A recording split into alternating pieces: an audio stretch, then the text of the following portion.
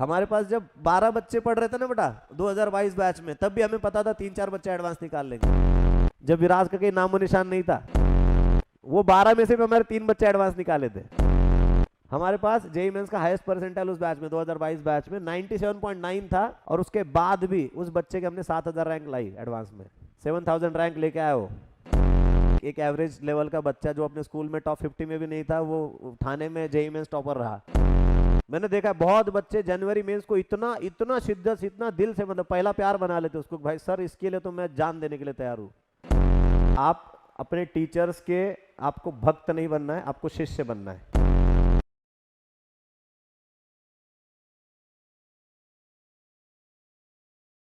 आपका जो भी स्कोर आ रहा है ये कोई फाइनल स्कोर है नहीं, ठीक है। लोगों ने भाई एकदम मतलब 4-5 दिन में भी अपने स्कोर को 40-40, 50-50 नंबर बढ़ाया है। ये सीरियसली सुनना सब लोग, ठीक है। एक एक मैं आपको स्कोर कार्ड दिखाता हूं।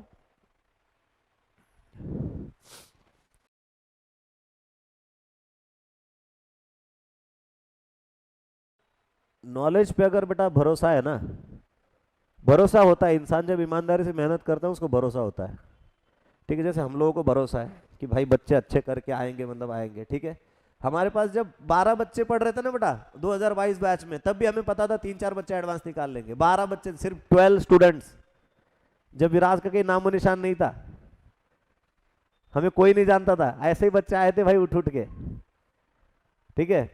वो 12 में से भी हमारे 3 बच्चे एडवांस निकाले थे, उसमें भी 99 परसेंटाइल सीईटी में लाया तो लोग। और आपको पता है एक बच्चे की जेईई मेंस की परसेंटाइल हमारे यहाँ पे हाईएस्ट 97.9 थी, ठीक है। अब ये भी सुन लो आप, हमारे पास जेईई मेंस का हाईएस्ट परसेंटाइल उस बैच में 2022 बैच में 97.9 था, और उसके बाद भी उस बच्चे के हमने 7000 रैंक लाई एडवांस में, 7000 रैंक लेके आया वो, ठीक है। अगर आप मेहनत करो ना बेटा, आपके अंदर वो कॉन्फिडेंस होगा कि नहीं मेरे को लास्ट डे तक फाइट मारना है, ठीक है। मेंस में भी खराब आया ना, कोई दिक्कत नहीं है, एडवांस और बचा, एडवांस में और करेंगे, ठीक है। एक एक जस्ट मैं एक स्टूडेंट का आपको इसमें स्कोर्स दिखाऊंगा। हाँ बट इसमें मतलब गलत लोगों को मोटिवेट नहीं होना बेटा, ठीक है। अगर आपने मेहनत नहीं की बेटा, आप बिल्कुल परेशान रहो, कोई दिक्कत नहीं है। हाँ बट जिसने अगर एफर्ट डाले तो भाई आप परेशान मत हो, चीज़ें आपके फेवर में आ जाएगी।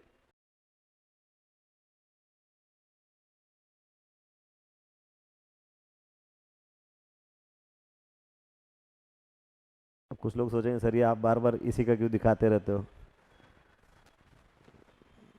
ठीक है ना, एक ही काफ़ी होता है मोटिवेशन के लिए, है ना, बहुत है ऐसे।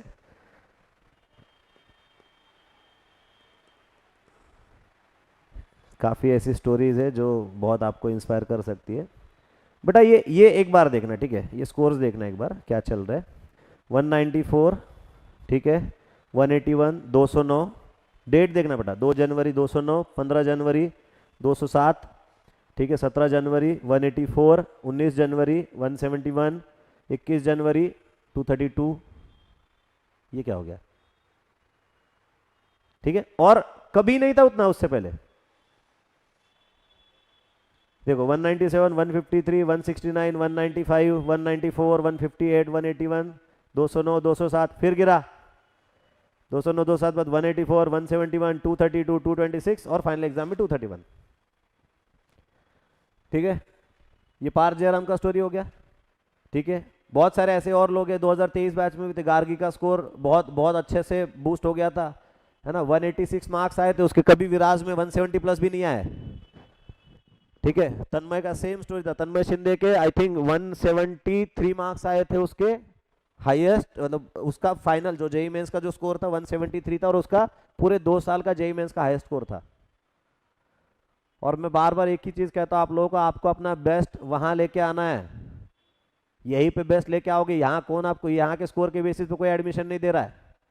आपका पेपर हम इसलिए ले रहे हैं कि आपको एवरी डे पता रहे कि आपको क्या नहीं आता और उसके ऊपर वर्क किया जाए। आज भी लोग रैंडमली वर्क कर रहे हैं।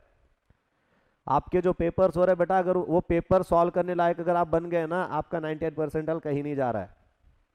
मतलब मैं तो बोल रहा हूँ, मैं तो बेट लगाता हूँ कि भाई मैं आपको जो पेपर दिए हैं, जो मॉक टेस्ट वीएफटी आपके हो रखे, आप अगर सारे वीएफटी सॉल्व करने के कैपेबल बन गए तो आप जेईई मेंस में 99 परसेंटाइल ले आओगे, ठीक है। अरे आपको पूरा आने की जरूरत ही नहीं है, आपको पूरा नहीं चाहिए। और एक चीज और, आपका कोई क्वेश्चन एग्जाम में गलत होता है तो आपको पूरे चैप्टर के ऊपर नहीं जाना है। मैंने बहुत बार बार ये चीज बोली है सारे रिवीजन बैचेस में कि आपको जो नहीं आता है बस उसको ही सुधारो, सिर्फ उसको सुधारो। कि आपको मान लो ट्रिग्नोमेट्रिक इक्वेशन का सवाल नहीं बना तो वो सवाल बनाने के लिए जितनी नॉलेज चाहिए बस उतने ही नॉलेज पे फोकस करो। आप पूरा पढ़ने जाओगे आपकी प्रिपरेशन बायस्ड हो जाएगी फिर, कि आपने एक चैप्टर को 4 घंटा दे दिया और बाकी 10 चैप्टर को 4 घंटे में किया। ठीक है, अभी आपको सब कुछ नहीं करना है। और ये जेईई मेंस का पेपर है बेटा, फाइनल पेपर नहीं है, फर्स्ट अटेम्प्ट है। मुझे अगर लग रहा है ना कोई बच्चा अपना 100% यहीं पे लगा रहा है, मैं लिख के देता हूं आपकी बेस्ट रैंक जेईई मेंस 1 में आएगी, उसके बाद आपकी रैंक उससे नीचे आएगी।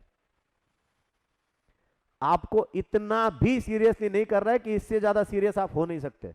समझ में आ रहा क्या बोल रहा हूं मैं? आपको उस लेवल तक अभी काम करना है कि हाँ भाई मैं इससे भी ज्यादा प्रोडक्टिव बनना है, मुझे इससे भी ज्यादा हार्डवर्क करना है, क्योंकि मेरा मेन एग्जाम बैठा है मई में।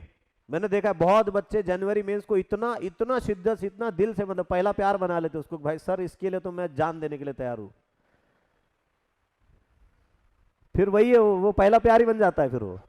ठीक है, वो कुछ देता भी नहीं आपको और फिर वो साथ में टिकता भी नहीं है। ठीक है, उससे जो मिल रहा है आपको चाहिए भी नहीं रहता है। फिर बाद में सब सोचते नहीं यार अच्छा कॉलेज चाहिए, घर के पास चाहिए, नहीं तो आईआईटी चाहिए। आप जेईई में अच्छा स्कोर लाओ, नहीं बोल रहे जेईई में अच्छा स्कोर नहीं लाना है, बट आपको उस मोड पे भी नहीं जाना है कि आप मेंटली उस लेवल पे आगे भाई अब ये मेरा सैचुरेशन पॉइंट है, इसके बाद तो अब मैं नॉर्मल लाइफ में अपने वापस आ जाऊंगा। बहुत सारे बच्चों को मैंने देखा है मेंस में रैंक लाने के बाद एडवांस में, और ये मैं सिर्फ अपने यहाँ की बात नहीं कर रहा हूँ, मैं इन जनरल बात कर रहा हूँ। अरे क्या रीजन है कि जो बच्चे जेईई मेंस में टॉप 10,000 रैंक में आए हैं उसमें से 50% बच्चे आईआईटीएन नहीं बनते? क्यों नहीं बनते?